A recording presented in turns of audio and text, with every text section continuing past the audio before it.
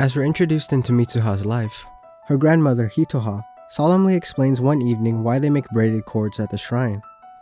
It's tradition, one long forgotten since a great fire 200 years ago, yet they do it anyway in remembrance to uphold these ancient traditions.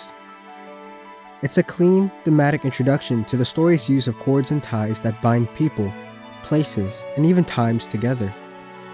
But it also introduces the viewer to the broader motif in your name, its use of lines. So when you recognize that one of the first, most important shots of the movie depicts an enormous celestial line that cuts across the sky, the movie begins to become a game of I Spy for its central motif. Symbolically, the comet trail resembles a thread that connects the two characters together, connecting time and space. But narratively, the comet serves to connect and capture the media attention of Japan. And it's what we later learn makes Mitsuha and Taki's relationship all that more pressing. So clearly, the lines in the story exist in part to remind us of connections. The cords are arguably the most alluded to example of this, like in Hitoha's explanation. And while the cords are the last connection to a centuries-old tradition, they're also the present-day, symbolic tie between Taki and Mitsuha. The cord connects a country girl and a city boy, and tied together the age-old story of star-crossed lovers. It's very easy to notice that Mitsuha's red braided cord is depicted quite prominently as the red string of fate, a well-known Asian motif symbolizing love and destiny. But lines are not simply straight cuts across. They can twist and tangle and change shape.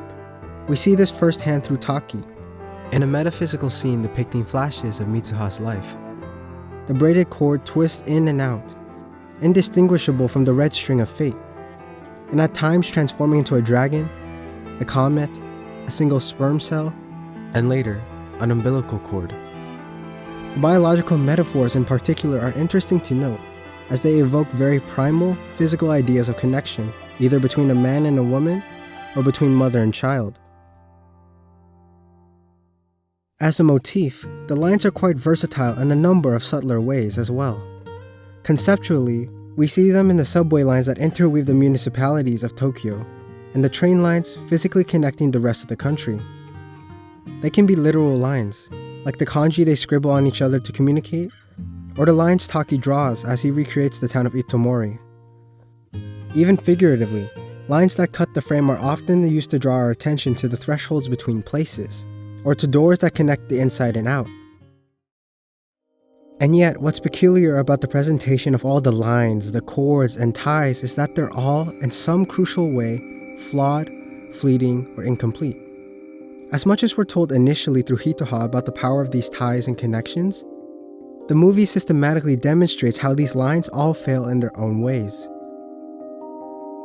The braided cords connect to a tradition whose meaning has been lost to history and fire. And while we're shown teases at how the red string of fate ties Taki and Mitsuha together, in their disastrous first meeting, the red string is drawn out and unloosened. It's a fleeting effort at a non-existent connection between two strangers. Speaking of Taki and Mitsuha's disastrous meeting, the trains are a repeated visual reminder of their inability to find each other. Not only are the trains used to convey the monotony of Taki and Mitsuha's unfulfilled lives, they're the cornerstone in which the two independently fail to find each other. Mitsuha, only to discover an indifferent and uninterested Taki, and 3 years later, Taki, only to discover that the entire town of Itomori no longer exists. The comet itself is a trick, a threat and a lie that separates Taki and Mitsuha by 3 years. Sure, as Taki dreams, he gets insight into Mitsuha's story, but we quickly see it's a story of loss.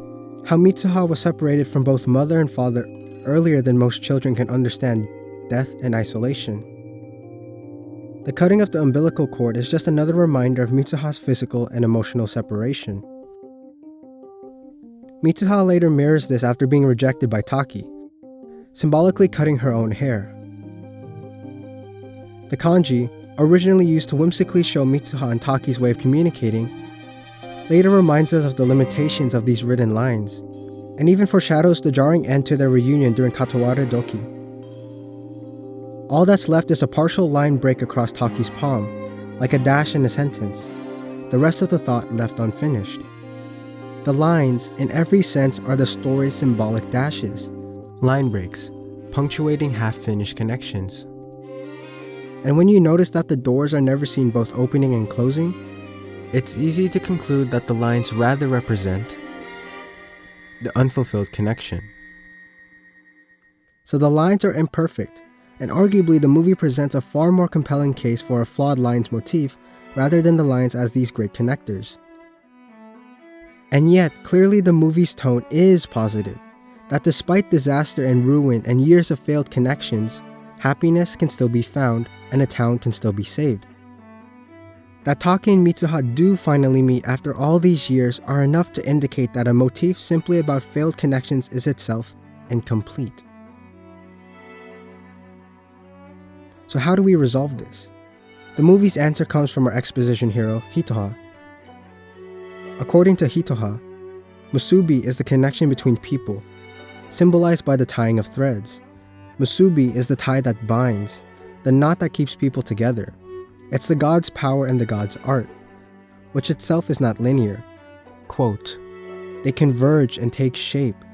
They twist, tangle, sometimes unravel, break, then connect again."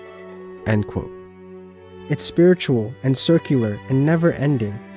And to punctuate Hitoha's thoughts, we're shown the home of the holy shrine, surrounded by two great circles. A great crater, cradling a river that separates the gods from the people.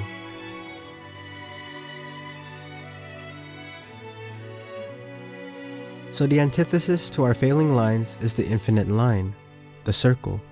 If the door frames are only human thresholds, then the sacred shrine atop the mountain has two more perfect thresholds that connect the realm of the Shinto gods to the human realm.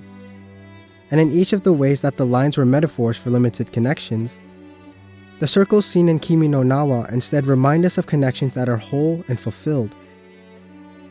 Circles are the perfect connection, the symbolic manifestation of musubi, because the movie argues that things must come full circle in order to be complete and whole. It's embedded in the movie's entire narrative structure. We only understand the opening shot of the falling stars when we return to the exact same shot at the climax of the film.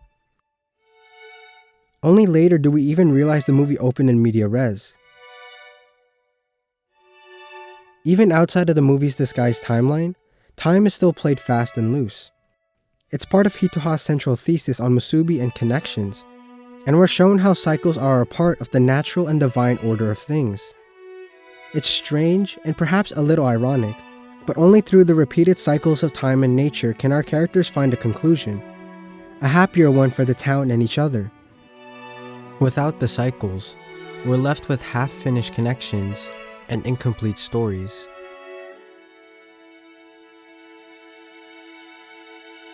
Mitsuha and Taki chasing after one another, and at one point their own bodies, is laughably circular. But the whole path to their true meeting is a tangled journey through time as well. Mitsuha's failure on the train is in reality the inciting incident in Taki's journey, that after safekeeping her bracelet for 3 years, time circles back and compels him to return it back to her. And in their fateful meeting, we see that the real power of the tied braided cord is in the unsaid promise it represents. Just as Taki wore it for Mitsuha for 3 years, so too does Mitsuha tie it for Taki, a promise to stay true to the bond they've made with each other. What makes the braided cord special isn't the cliched depiction of the legendary red string of fate. It's the time invested by our two characters. As Taki returns the braid, Mitsuha ties it again, a real connection fulfilled, and Mitsuha whole once more. Interestingly enough, the only times we see the braid actually tied are when Taki or Mitsuha are inhabiting their own native body. While it's a visual tool to help establish which character we're following, thematically, it still reminds us that the tied braids are part of what makes the characters whole and truly themselves. We'll come back to the summit in just a bit, but the other major geographical circle is reflected in the defining landmark of the region, Lake Itomori. And we're able to see a mutual connection between the lake and the people. That as much as the lake defines the natural geography of the town, so too does the town define the legend and history of this lake. This duality carries over into the iconic shape of the lake in the disaster's aftermath. two broken circles joined and pulling into each other. I'll just briefly touch on it, since the lake is a whole other topic rich with all kinds of symbolism, but I think the most interesting explanation for its shape is an extension of the importance of circles, that it's the symbol for infinity, reminding us that the lake has a sacred connection with the natural cycles, one that's never ending. At a character level, the lake is also important in showing a whole and genuinely connected Taki in particular. After leaving his friends to climb a mountain alone in the rain, Taki is finally able to prove that the time he spent in Mitsuha's body was real. After this cathartic moment, the camera lingers, and the lake in the background comes into focus. It's a reminder that Taki makes this real, meaningful connection in the presence of these sacred circles. But I think the best example of the interplay of the lines and the circles is in the reunion atop the summit. When Taki and Mitsuha finally meet each other after their cross-country, time-skipping chase. The setting is perfect, with great circles aligned in the foreground and the background, and we're given, shot for shot, this tantalizing closeness between Taki and Mitsuha, divided only by an imaginary line. And for a moment, it might just be another failed connection. And yet, just as the sun sets, Taki and Mitsuha reach out to each other, and with this simple act, the glare of the sun blossoms into a full circle, and as twilight falls, the threshold between the two fades. In every narrative, visual, and temporal sense, we see the culmination of the circles that brought them together for this exact moment. Divine intervention, through the power of musubi, allows them to finally answer Twilight's one question.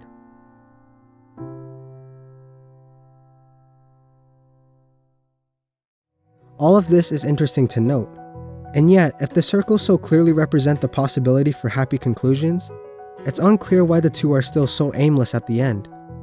We see a glimpse of Miss Okudera's life, and as she flashes her ring at Taki, we see that her own love story has had its own coda. And yet the magic of the circles has seemingly run dry for Taki and Mitsuha.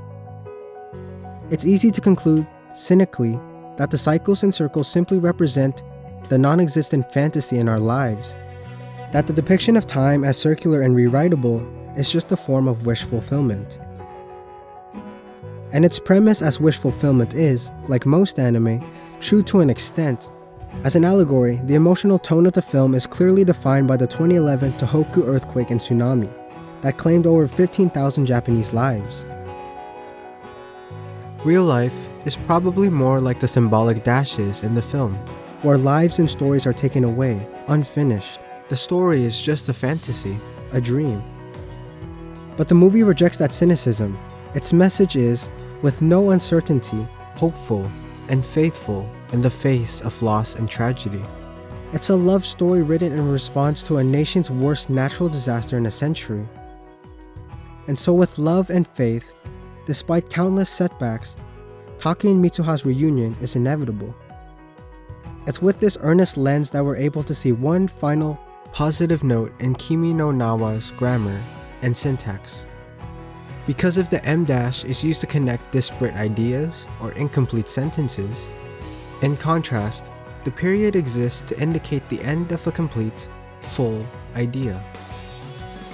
The full stop is used to punctuate the end of your name, both its title and its final scene, because it's the last coda the story needs. It's a reminder that even after countless failures and missed connections, Taki and Mitsuha's story can still have some resolution. They can have a happy ending. The circles exist because they underlie the hope for a better future. The comet itself is simply part of a much greater circle, a cycle lasting 1,200 years. This underlying hope is something that's even foreshadowed in the spectacle and music of the climax, a triumphant, cyclical build-up towards what should be a tense moment. But we don't feel that dread. Like a scene from a dream, it's suggesting that this isn't something to grieve over. Instead, it's just a moment, nothing more, nothing less than a beautiful view.